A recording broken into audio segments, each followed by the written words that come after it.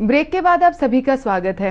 राजस्थान में हमेशा caste based politics रही हैं और कोई भी पार्टी उससे अछूती नहीं रही है। और अभी भी जब से आपके पार्टी के राठौर जी बाहर आए हैं जेल से, तो ये पूरा चल रहा है कि Jat votes and Rajput votes, और लीला मदरना को उनसे मिलो, दिव्या मदरना से मिलो, पारस राम मदरना से, महिपाल मदरना के साथ जेल में थे।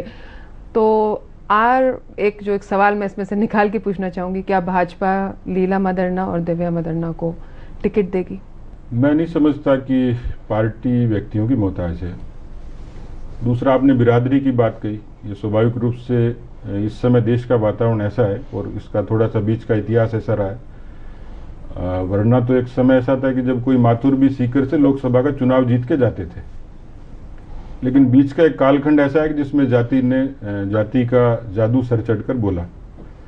और मुझे लगता है कि जिस तरीके से देश में रिफॉर्म हो रहा है, पॉलिटिकल जो रिफॉर्म की प्रक्रिया चल रही है, उस बदलाव में जाति का वजूद अब टूटेगा। और बहुत सारे ऐसे लोग हैं, ऐसे क्षेत्र हैं कि जो केवल एक बिरादरी के नाते पार नहीं पा सकते जब तक सब सारे समूह इकट्ठे होकर किसी विचार के साथ और उस समय तात्कालिक मुद्दों के साथ नहीं जाएंगे और व्यक्ति की खूबियों के साथ नहीं जाएंगे, तो केवल एक जाति से कोई व्यक्ति बड़ा नहीं हो सकता।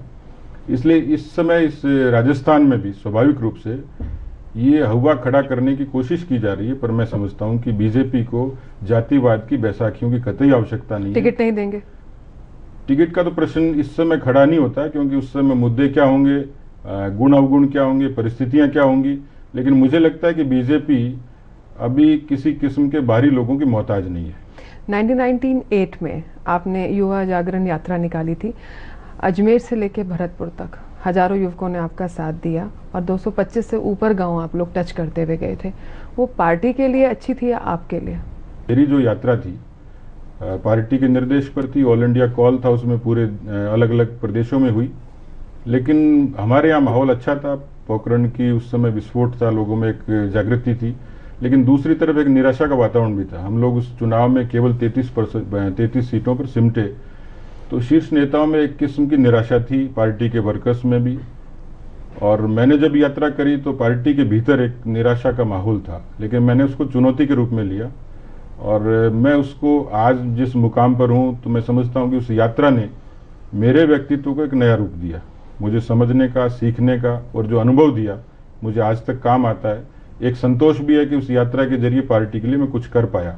और स्वाभाविक रूप से जब चुनाव हुए 99 में, तो हम लोगों ने 9 लोकसभा क्षेत्र से हम लोग जो गुजरे, 9 की 9 सीटें उस समय हमने जीती। एक तो किस्म का विश्वास बिल्कुल फिर इसी से जुड़ा हुआ प्रश्न मैं पूछ रही हूँ, तो क्या कटारिया साहब की यात्रा से आपकी भाजपा को लाभ नहीं पहुंचना था?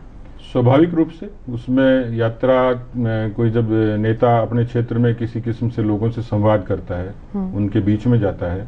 और गुलाब चंद कटारिया जी क्योंकि पार्टी के वरिष्ठ नेता हैं, तो स्वाभाविक रूप से यदि वो यात्रा निकालते तो उसका एक लाभ होता पार्टी का। लेकिन क्योंकि उन्होंने खुद निरस्त करी, ये उनका अपना फैसला था। और इसलिए यही उनका खुद का फैसला था, क्या हम ये मानना चाहिए?